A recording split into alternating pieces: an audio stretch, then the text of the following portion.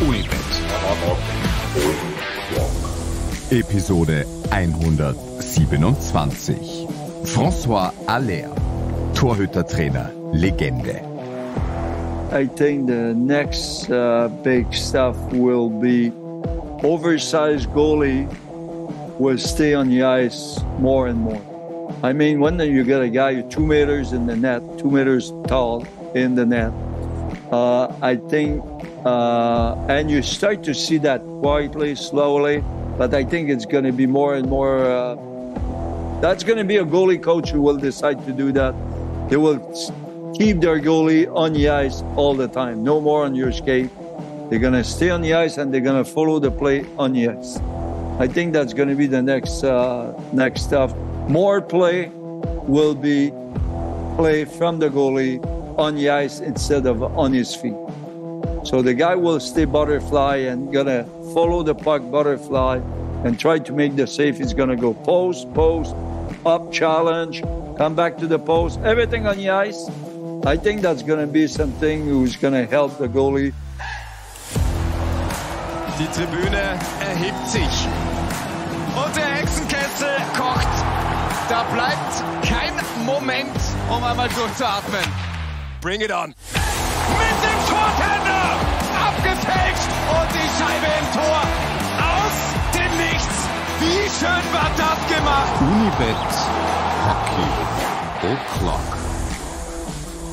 Who better to follow Mike Keenan on Unibet Hockey O'Clock than the person sitting opposite of me right now? He is the brightest mind in goaltending coaching. He is revered around leagues, around goaltending excellence. He is a legend of the goaltending coaching business. He's no one else than François Allaire, and he's now on Unibet Hockey O'Clock. Coach Allaire, tremendously honored to talk to you about goaltending and everything that goes into it. Hi, how are you? Very happy to be there. I'm very well, and again, so graced or so happy that you are gracing the podcast just a week after Mike Keenan talked at length about his National Hockey League experiences. I guess you being a goaltending coach for more than 3 decades in the National Hockey League, you had a run-in or two with Iron Mike Keenan, I'd imagine? Yeah, well, I don't know him personally, but I see him behind the bench a lot from different teams. We never have in the same team. But I have the chance to be a goalie coach in the NHL for 32 years in four different teams. So, yes, I see him a lot. He was a good coach for sure. We'll try to educate our listeners here on goaltending in this episode. And I chose this point of time wisely because we just concluded league action here in Austria, but there's still tons of hockey to be played. We're in the midst of the first round of the Stanley Cup playoffs. There's the advent of the Hockey World Championships. So no better time to talk a little bit about the state of goaltending, the evolution of goaltending. But first of all, I'd like to talk about what you're currently doing. You're part of the goaltending excellence department that the Florida Panthers created a couple of years ago. What is your job within that goaltending excellence department?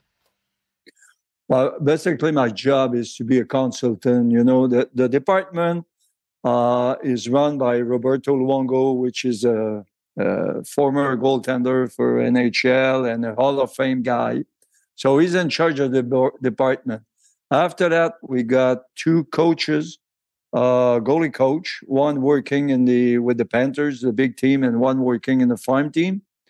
And after that, we got different guys who help us to find different goaltending. So we got one guy working in Canada, one guy working in US, and one guy working in Europe, which is Jürgen Panker, one of the good goalie coach in Austria, and we're really happy to have him on board to help us in this huge territory in Europe. There is so many good goaltender now, and so many countries to cover.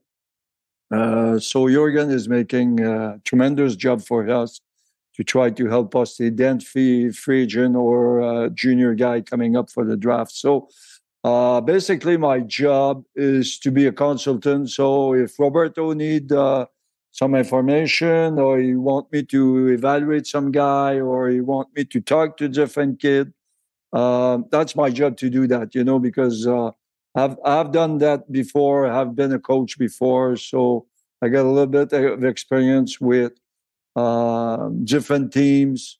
So that's my job right now. I enjoy to do that. A little bit of experience after 3 decades of being a goaltender coach in the National Hockey League is probably one of the bigger understatements we ever had here on the podcast. But as you mentioned, the people on this goaltending excellence department, obviously all hockey fans who followed the NHL the past decades know Roberto Luongo. Your current goaltending coach for the Florida Panthers is Robbie Tallis, a person well known in Austria as well, because he played a couple of games for the Red Bulls of Salzburg during their inaugural season here in Austria, a team that just won the championship for an 8th time in the Ice Hockey League. And of course, Jürgen Penka, well known not only in Linz, but also outside of it.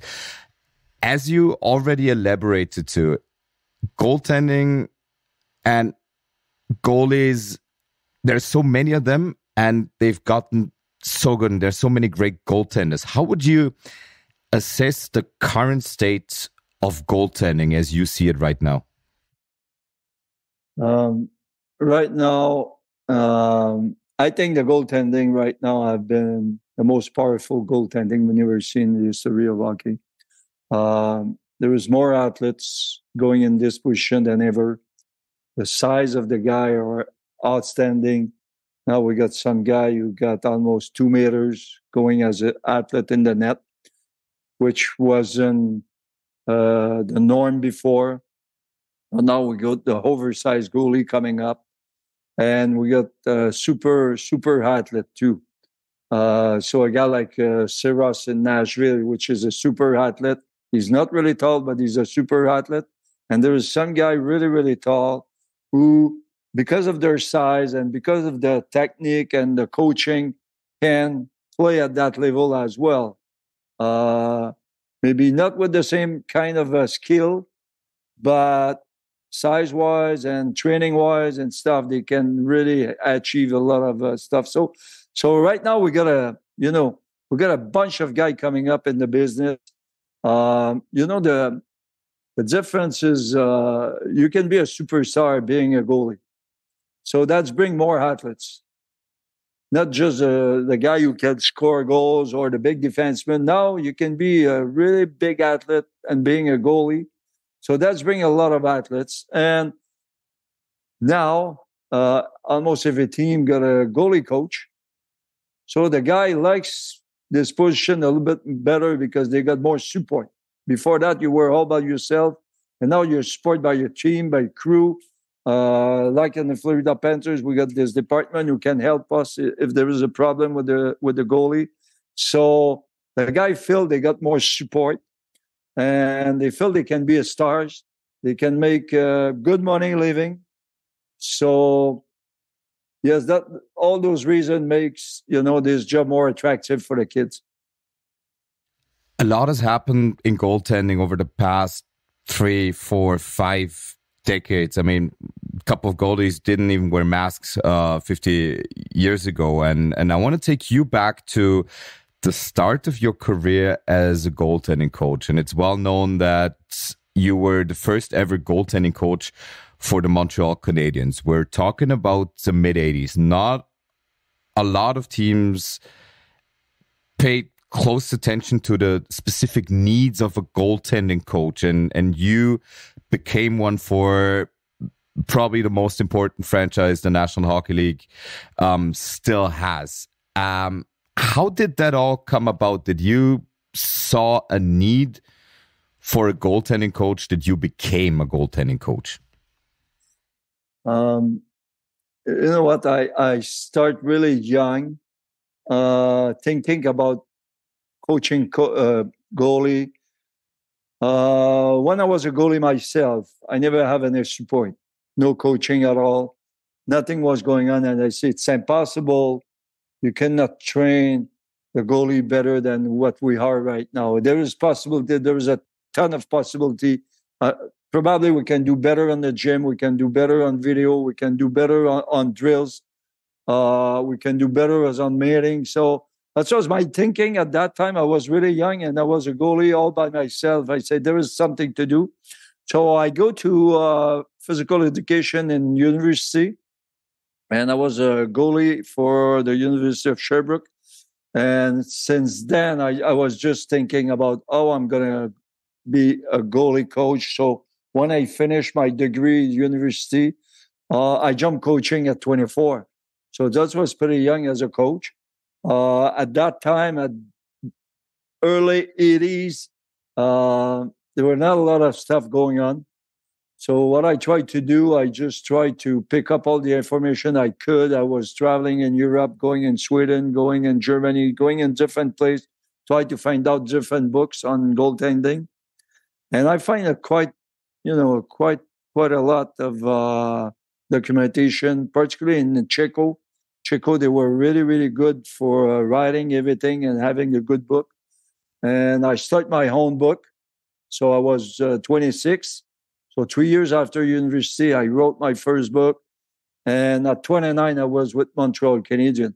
So that was my start as a goalie coach with the Montreal Canadiens at the age of 29. So it was really young.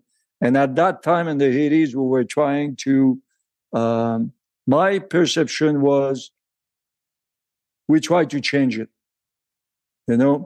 I don't want to coach my guy like in the 70s. I want to coach my guy like in the 2000s. So I was in the 80s, but I say, okay, let's go forward and try to imagine what's going to happen in 20 years. And I've been lucky because I got a guy like Patrick Roy, who was my first goalie. He was getting out of junior, coming with Montreal Canadiens, and he was ready to start different stuff. I didn't have a whole guy. I have a new guy. I got a young kid who was ready to try different stuff. Sometimes it was working, sometimes not. But me and Patrick together, I think we make a good team because I was bringing some ideas and he was trying the ideas. And he said, no, that doesn't work. Yes, it works. We changed the equipment because the equipment wasn't done for butterfly goalies. It was for stand-up goalies. So it's completely different equipment. So it has been a really good decade with Montreal Canadiens, trying to change everything and try to move up this job, make it a little bit more actual than it used to be. The list of goaltenders you worked with, it's the who is who of goaltending of the past couple of decades. You're trying to set up proper structures for coaching goaltenders. You're one of the pioneers of goaltending coaching. How did you try to set things up? What were kind of your priorities in trying to come up with that new branch that you created or helped create? There are a lot of people think we start with the butterfly movement. The first thing we really start to change was the way we were skating. So we start to skate differently than the other goalie. Instead of gliding on the ice, we start to push and stop. So every movement, every pass from the puck going from one side to the other side, we try to push and stop instead of gliding from the other side and be off balance or being late. So in order to do that, we start to sharpen our skate a lot. And in the 80s, that was something brand new. Having a sharp skate for a goalie wasn't the norm. So we start to do that, and we start to push and stop and make sure our goalie were in front of the puck all the time instead of gliding towards the guy and being late. So that was the beginning. And after that, we just see when the goalie is there on time and is in front of the new shooters, that's really easy for him to make a butterfly movement and stop the puck. Before that, it was really, really tough because the goalie were late. So they were going for two-pad slide, diving. It's more like a football. So it's like a football, goaltending, trying to this, trying to that, trying this. But because we were skating way better than everybody else, we start to be waiting for the puck, and we just decide to go butterfly, get the puck on the chest, get the puck on the pad. And that's helped us a lot. That was the first thing we changed as a skating. We really, really push hard on that. We really make a lot of new drills on skating inside the crease of the goalie. And we become really, really good on that. And after that, it looks like everything else was getting easier and easier and easier. So that was the foundation of the movement start with the skating, basically. How beneficial was it to have one of the greatest goaltenders ever, one of the greatest ever to put on pads in Patrick Roy at your disposal? Patrick was he was a different athlete. Right off the bat, when I see him, I knew it. He came out of junior. I was in the American League with the farm team, Sherbrooke Canadian. And Patrick came at the end of the season because his team junior, they didn't make the playoff. And after 2 or 3 days, he was stopping more shot than the other guy, the veteran guy. So I was talking to the coach, head coach at that time, Pierre Kremer, and I said, Pierre, this guy is really good. He's better than our guy, but he's young. I know he's young, but he's better than the other guy.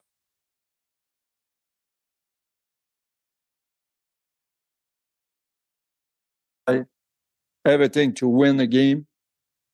So he was really, really intelligent as an athlete. Really intelligent. What I mean by intelligent is he could try something in the morning and try it in the game at night. So not too many people can do that. You know, most of the guys, they likes to take their time. They don't like to change everything too fast. They resist sometimes. They try to resist to the change. And Patrick was welcoming the change. He wants to be better. So if something just get in his head and say, yeah, maybe I'm gonna get better if I do that. He was trying right away in the game. He wasn't shy to do that.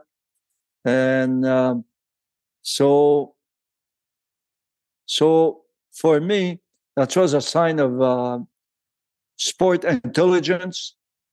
And he was really, really sharp on that. He was really sharp to decide what was good, what was not good for him.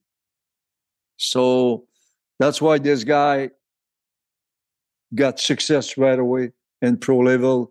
You know, he win the Calder Cup the year after, win the Stanley Cup after, the year after again, the Vizina Trophy. So he was going success over success. So I've been lucky to have this guy to start my career because I was a young coach. He was a young goalie. And I think we mixed together pretty good. At what point did you know you had found something or developed something? You started working on different skating technique. You implemented the butterfly move where the stand-up goaltender was still the predominant goaltender at that time. Was there ever a point where you thought, Jesus, this is going to be revolutionary as regards to the position, or was it a process that slowly but steadily caught on with other teams? Basically, I would say for me, it was in 93 where I work, that was my season number 7 in the pro. I saw a lot of video. I was watching all the game we were playing. I was trying to analyze it. I was trying to make some stats, what kind of goal we gave up, what kind of save we make. And I would say in 93, I got a system on paper, a system. I really work to get this system done and have all my principles right down. And I think everything was fixed to have something. I can explain it to the goalie. And I got a good answer all the time. And I started to teach him in the hockey school in different places because 93 we win the cup in Montreal. And after that, I got invited in Switzerland. After that, I got invited in Sweden. I got invited in Japan. I got invited in different places, And I proposed a system. So the system was different principle, how to stop the puck before the shot, what to do before the shot, how to stop the puck with different movement during the shot, and what to do after the shot. So I got 3 different compositions in my game. And I got a great, I would say, great welcome from everybody. It was not always easy in different country. Like there was some resistance from the coach, from the country, but for the kids, that was outstanding. All the kids from Switzerland. I remember my first group of guys, I think 4 guys went to the NHL after that. After that, I went to Sweden. I got different guys who went to the NHL as well. For the coach, it was tough to accept because that was really different than everybody else. But for the kids, I think they were hungry to have something new, to learn something new or listen something new. And in 93, I think that was a big change. And because I saw all the kids who were so enthusiastic about it, I say, wow, that's going to be good. I think that's going to be good. I think we're going to, all the goalie in the next 10 years or 20 years, everybody will go in that direction. And right now what we see, it's, almost every country you watch a guy, everybody's going butterfly, everybody's pushing well, everybody's stopping the puck with their chest. So yeah, that's been a long time. But 93 was, I think, the first year where I really say, okay, now I got a system and now I'm going to teach him. Really appreciate that you not only educate me, but also my listeners and broadening their hockey horizons. Incredible to get a glimpse of goaltending history, and obviously the year 1993 being one of the turning points. You're well known for your coaching clinics, for your camps that have been very well attended in the past. But when you try to conduct those camps around the mid-90s, and you mentioned the many countries that you visited and the many camps that you were brought onto, where maybe the doubts the biggest, or where did you have to work hardest to really try to make people believe in what you were teaching? I would say that's funny, but in Quebec, where I start, I was the first guy, so it's just like it's me. I was many clinics for coaches, many clinics. I was a guy you invite everywhere. I got conference almost every weekend with the coaches and stuff. So I never have to fight for something in Quebec. The people were ready to listen to me. And beginning of the 80s, when I started the pro, I was the first guy, so the first goalie coach. So that was kind of easy because everybody was hungry to have new information. And I was providing this information with my books and with my clinics and with Montreal Canadiens on TV every night.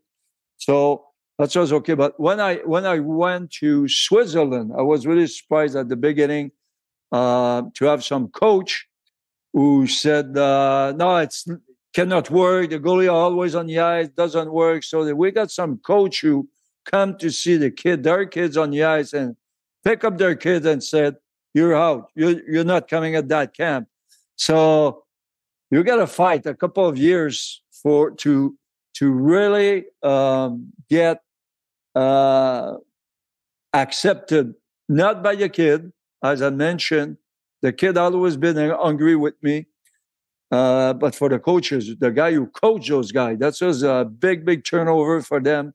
Now it's no more covering the angle. It's no more on your feet. Now it's on the ice, deep in the crease. That was very different. But what's made the difference in Switzerland, it's David Ebicher, who was the first guy, the first year was there. David played with Colorado. David was a big fan of mine. And he decided to play that way perfectly. He really believed in that. Make the national team, junior, went to the World Championship, and the first time I ever heard of Switzerland win a medal. So after that, everything turned around in Switzerland because now everybody was coming at that camp. It was a kind of the place to go. So we got this camp for more than 20 years, sold out every year. A lot of good goalies. I think there's 5 or 6 guys who went to the NHL out of that camp. So that was a lot of fun to be in Switzerland. Same thing happened in Sweden a little bit later. I would say it's 97 or late 90s. But at that time, the process was already engaged and the resistance wasn't that big. Couple of coaches were resisting, but just the way the kids jump in that new kind of goaltending, that was way easier than Switzerland. Switzerland was the toughest one. It's just one was Japan because the Japanese, they just listen and they do it. So they are good for that. They are good students. You can coach till 80 years old in Japan because the people are just listening. Maybe a good piece of advice for aspiring coaches out there. If you don't want to deal with stubborn Swiss people, go to Japan and it makes coaching life a little easier. Coach, you've seen so many great goaltenders. You've been doing this for so many decades. And I know it's hard to single out maybe an individual or a couple of individuals, but when we look at the current state of goaltending, which goaltender or which goaltenders were most influential to get us where we are? Who were the guys who really started making the position matter even more and making it even more relevant? Well, for me, I think it's Patrick Roy. Montreal is a big market. In the 90s was a really big market because they were still on the wave of winning Stanley Cup at that time. And Patrick became a superstar. First time there was the most paid players was a goalie. And Patrick was on TV 3 or 4 times a week. New helmet with color helmet, the new pads with color. Instead of a brown and white mask and the brown pads, you got the blue, red, and white. So he was a guy who can win games by himself. New style, going on the ice all the time. I think everybody in Canada was watching Patrick. All the kids at that time. If you go in a room for a young kid, the little kid, 10 years old, said, "Hey, who wants to be a goalie today?" It was 10 hands were just raised. "I want to be the goalie today for the game," So, yeah, that's just fabulous. And I think Patrick changed a lot of things, particularly in Quebec. After that, we got a wave of young kids who become NHL goalies. We got almost 50% of the goalie in the NHL came from Quebec because everybody was trying to follow Patrick. And that's bring a lot of young kid in this job. So Patrick have been a lot of influence on the history of goaltending. I think the modern stern of goaltending, Patrick have been really good. After that, there was a lot of guys, of course, who have been good, like Roberto Luongo or Jean-Sébastien Giguère, or a lot of guys have been tremendous. But Patrick was the spark. the guy who sparked the movement. One interesting thing that you already mentioned, and when we talk about goalies, we know that the athletes are getting better. The technique is getting better. The stats to describe goaltending are getting better. The video analysis, it's getting better. But also the equipment that is getting better. How do you try to keep track of what's happening? Just the other day, I read an article about this new Bauer skate. It's called the Connect, and it's kind of a ski boot reimagined for hockey goaltending. If there's new stuff available and equipment is developing and evolving just like everything else, how do you keep track of it? How do you approach trying out new things with your goaltenders? The equipment, when I start in my career, the equipment was for stand-up goalie. So skate wasn't sharp. Pads was round. The pants were with an opening in between your legs. When you were going butterfly, there was an opening in between your legs. You got not too much protection on your shoulder and elbow. The rib was not covered. So how can you stop a puck with your upper body when you don't feel comfortable with it? So we have to change everything. The first thing was, as I mentioned, skating, sharpening your skate. That was a big thing. And after that, that was to change the pants. That's the second equipment you change. We make it flat, right in front of your legs. Instead of being round, we put it flat so the rebound stay in front of you. We cover the middle, so no more 5-hole goals. And after that, we change the pad. The pad has to be, instead of being round, we take the pad square all the way down. Square for 1 meter on the ice, square. So the pad is flat on the ice so the puck cannot get through. And after that, that's just the upper body. If you want to go butterfly and stop the puck with your upper body, you need protection on your shoulder. You need protection in your elbow. You need to protect your ribs.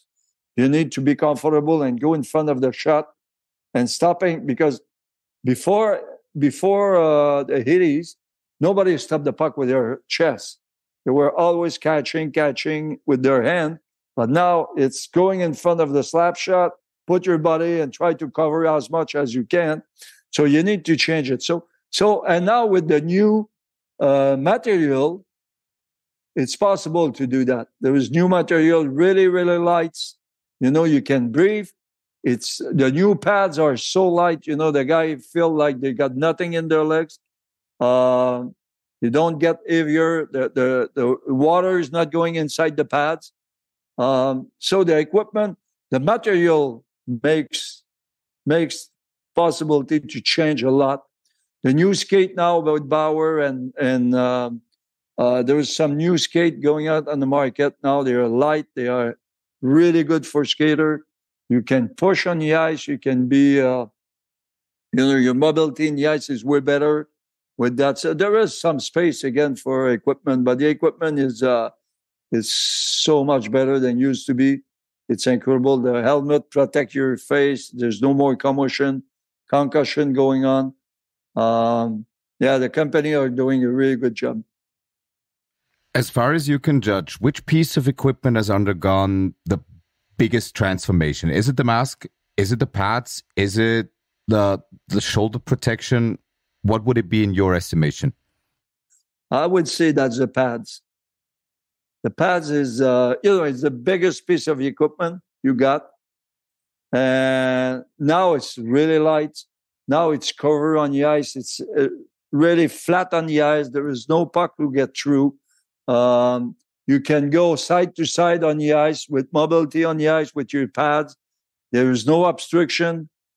I think that's probably, and it's protect really well your legs. There is no injury anymore. Now, the pads have been outstanding progression since 30 years for sure. After that, I would say the blocker side. The blocker side now, the protection for the finger. There was used to have a lot of injuries on the finger, a lot of broken finger. You don't see that anymore. Now it's the blocker is really solid, really well done. And it's really flat and can direct the puck pretty good, and you can shoot. So yeah, the blocker is one of the pieces who progress the most in the equipment. I think by now, listeners back home, they not only get the feel, they now know that you're one of the icons of the business, that you could be talking for hours and hours and hours of goaltending or about goaltending. Obviously, we don't have that much of your value time because you're still a busy man. But for all the people back home who now became interested in goaltending, the basics, the evolution, everything that goes into it, you wrote a book, and I think it's in its latest edition. It came out in 2009. It's called The Hockey Goalie's Complete Guide, an essential development plan. So if people back home are interested in that book, please go out and buy it at your local bookstore. You won't regret it. There's one thing in preparation of this podcast that I always kept coming back to, and it's got to do with projecting a goaltender in his career. And I always look at Andrei Vasilevsky, Tampa Bay Lightning goaltender, obviously won 2 cups, he's been a Vezina Trophy winner, the gold standards for a couple of years in the league now. But during his draft year in 2012, he went 19th. If there would be a redraft of the 2012 NHL entry draft right now, he'd probably go number 1. Why is it so hard, still so hard, with everything that we know, to project how a goaltender will fare? First of all, there is a lot of goalie now. So before that, used to be 2 market, Canadian market, Quebec market. So you could have a good scouting in those 2 places and have goaltending in the NHL. But now hockey is global. Hockey is getting global, and there is so much goaltending available now. You got, the 2 best guy of Slovakia, the 2 best guy of Czechia, the 2 best guy in Austria, the 2 best guy in Finland, and Sweden, in Switzerland, in Russia. Canadian, US now is providing goalie in the NHL. So because of the hockey is global, and because there is a lot of goalies in any country, some guys don't have the chance to be in the national team. So when you don't see the guy in the national team, that doesn't mean he's no good. That just means this guy, at this point of his life, at 17 or 18 years old, he's not ready, or he's a number 3 guy. He's a number 3 guy in the country, so you don't see him in the World Championship or a different tournament. But this guy is maybe better than number 2 and number 1. But because a guy is growing up, so we got some guy or is 6'4", 6'7". They're growing up at 17. They are not really good because they grew up too much. They don't have any power in their legs, and they just slide by. And you don't see him in the World Championship. But 3 or 4 years after, he might be better than the guy who was there at the World Championship. So that's why there is still a lot of mistake. For forward and defensemen, everybody is growing up at the same time, and there is many spots. You got 6, 7 defensemen, you got 12, 15, the 12 or 15 best forwards in the country, so you don't miss too much. Defensemen, you got 6, 7, 8 defensemen, so you don't miss too much. But goalie, you just take 2. So maybe number 3, number 4, number 5 are good, but you don't see them. So after that, you have to, after the draft, you have to get back in the rink and see those guys who you missed when there was their year draft. You missed them, and now they're really good. That's why there is so much free agent going in the NHL as a goalie. There's a lot of free agent. The guy who passed, nobody see them, and all of a sudden, everybody say, well, he's better than everybody else. Let's sign him for the NHL contract. Because the guy is good, but nobody saw him when he was 17, 18. And just this year's Florida Panthers are perfect example for it with Alex Lyon helping you onto hopefully an extended playoff run, as he's been a journeyman before, and now he's making the best of the chance that he got. But when it comes to evaluating goalie talent, what is the first kind of trait that you're always looking for? Is it the skating? Is it the physique? What is it that stands out for you first, or has to stand out for you first? Well, but that's a combination of stuff we're looking for. First of all, if you're looking for NHL, you need a size. For one reason, there is 82 games plus 2 months of playoff. So that's when you can finish with over than 100 games. At that level, you need somebody with a kind of energy. You need somebody who got some size, because it's really, really tough physically. Very tough physically, particularly the playoff where you play every 2-second night and you have to be good and there is overtime and stuff. So that's number one. Second thing, I think we take a look a lot on the glove, catching glove. If you're good to catch a glove with your hands and you got, kind of flash in your hand, that's mean you're a good athlete. That's mean your coordination with your height is good. So a guy with a good glove, it's always a winner, because that's mean this guy is an athlete. And after that, for sure, athleticism. Athleticism is really important. Is the guy is an athlete. You can see him when he's skating. He's going down, he's going up. There is a rebound. He can carry his body from one side to the other side. So if the guy is a good athlete, you can see it. And that's helped a lot in this business, because now the offensive combination from the other team are getting tougher and tougher. The guy passed the puck 1, 2, 3 times before the shot, instead of coming on the side and just shooting like used to be. Now there is 1 pass, 2 pass, 3 pass, bang, it's a goal. So the goalie has to be good outlet to move and follow the puck. So I think those 3 things, if you can have a guy who got those quality, you got a chance to make something with him. The funny thing is, and it's probably the case in all of sports, it's always a back and forth between offense and defense. If we look at the NFL, it's now a passing league. It used to be a league run by the defenses. Same with the National Hockey League. We had the scoring prowess of the 80s. We had the dead puck era. We had a solid decade, according to the Unibet stats, between the early 2000s and it probably stretched to 17-18, where fewer than 6 goals were scored per NHL game. That has gone up the past couple of years. So scoring is not at an all-time high, but scoring keeps increasing. And one funny theory I found about that, and Barry Trotz kind of backed it, because goaltenders were getting so good, forwards and scorers had to become even better to score more often. How would your assessment on that recent scoring increase be? Is that the case, or has goaltending maybe dipped in quality? There's a couple of factors. First of all, the NHL reduced the size of the equipment of the goaltending. So there is no regulation now. So the pad has to be 10 inches instead of 12. So, they change. They really adjust the size of the equipment to the body of the guy. So that was a good thing, I think. The other thing, they changed the rules. So now the rules, no more cross check in front of the net, no more hooking.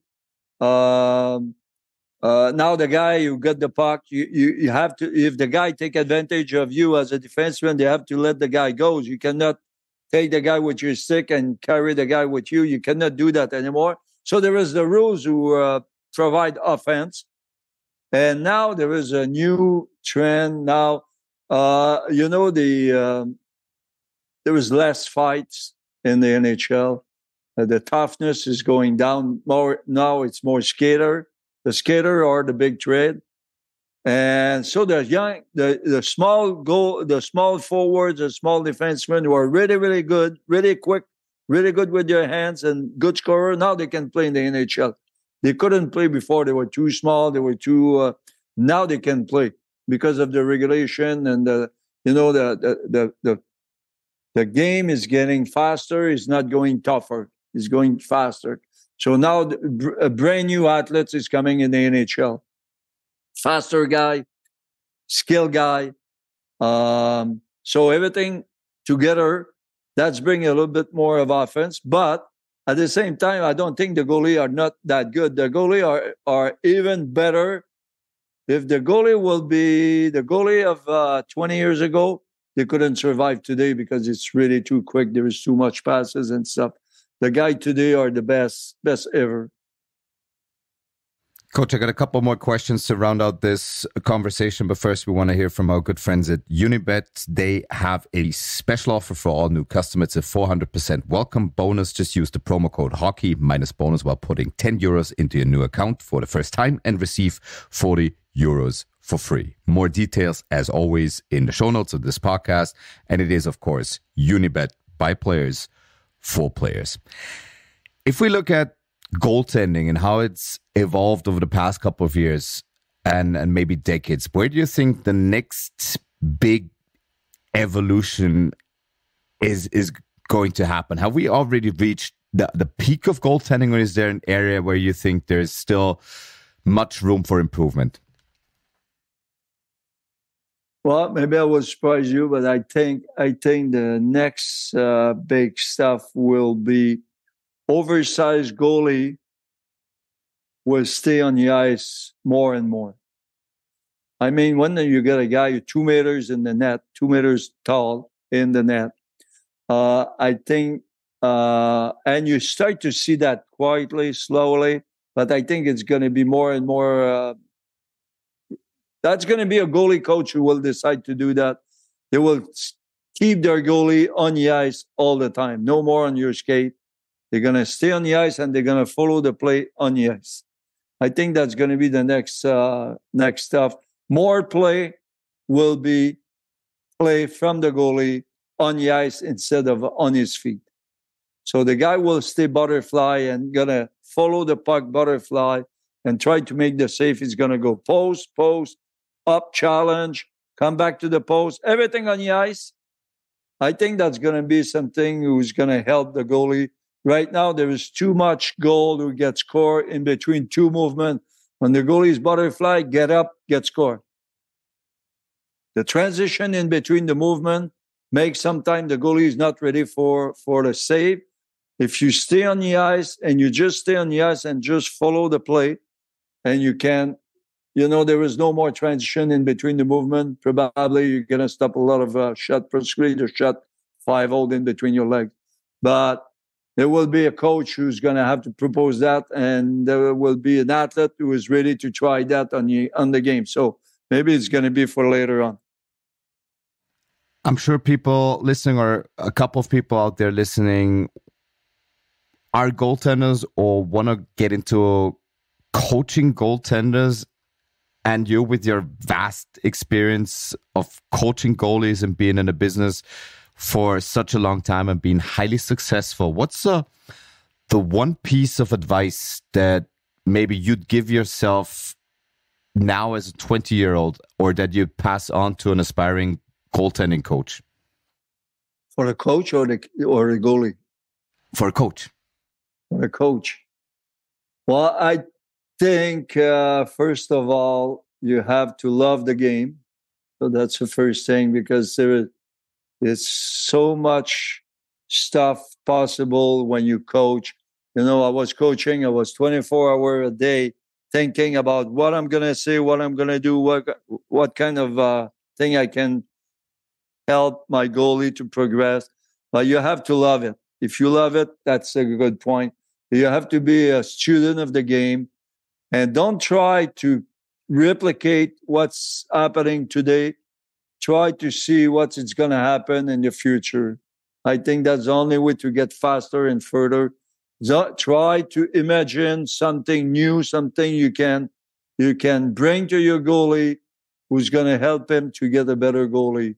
Don't stay in the past, go in the future. If you go in the future, you're going to be the guy who brings something new in the business. If you bring something new in the business, the people will listen to you and will try to do that. And probably you're going to have a good life out of it. As we record this, we're in the middle of round 1 of the Stanley Cup playoffs. To me, the greatest tournament in all of sports. Now, you as a goaltender coach and obviously consultant, advisor to the goalie excellence department in Florida, are there particular goalies that you enjoy watching right now? Are you just trying to enjoy the game, or is the goalie coach within you or in you currently assessing what's happening? How do you follow the Stanley Cup playoffs? Well, I watch all the game for sure. I watch our goalie, I watch the other goalie. I try to compare. You know, we're playing right now. We're playing Boston, which is the best defensive team in the league. I watch our goalie, Oldmark, who got a tremendous season. So we just try to compare with this guy and see what's the difference in between our guy and this guy. What is going in the game, what kind of goal he's giving up, what kind of goal we gave up.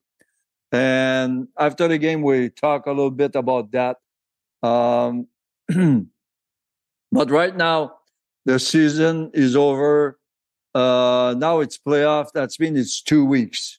It's 2 weeks. If we play good enough and beat this team, we got another 2 weeks playoff round.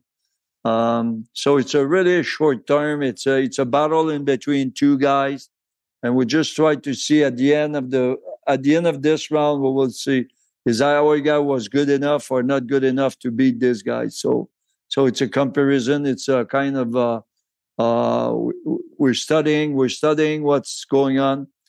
Do we have to improve something? Do we have to get better in certain department and see how it goes?